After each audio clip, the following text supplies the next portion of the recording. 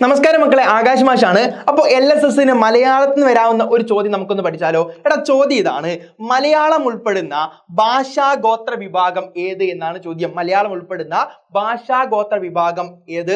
Indo European, ദ്രാവിഡ ഗോത്രം, ആര്യഗോത്രം, Indo African. ഇപ്പൊ Indo European ആണോ, ദ്രാവിഡ ഗോത്രമാണോ, ആര്യഗോത്രമാണോ, ഇന്തോ ആഫ്രിക്കൻ ആണോ? മക്കളെ ഉത്തരം എന്താണ്? ഉത്തരം ദ്രാവിഡ ഗോത്രമാണ്.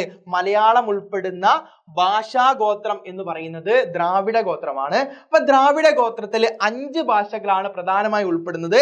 ഒന്ന് തമിഴാണ്, തെലുങ്കു, തുളു, കന്നഡ, മലയാളം. തമിഴ്, തെലുങ്ക്, തുളു, കന്നഡ, മലയാളം. ഇതാണ് ദ്രാവിഡ ഭാഷാഗോത്രത്തിൽ ഉൾപ്പെടുന്ന ഭാഷകൾ എന്ന് പറയുന്നത്. മക്കളെ അങ്ങനെയാണ് ചോദ്യം എങ്ങനെയാണ് വരിക? ഒറ്റയാനെ കണ്ടുപിടിക്കുക. A Sanskrit, B Malayalam, C Tamil, D Tulu. അപ്പോ ഇതിൽ 4 ഭാഷകളുണ്ട്.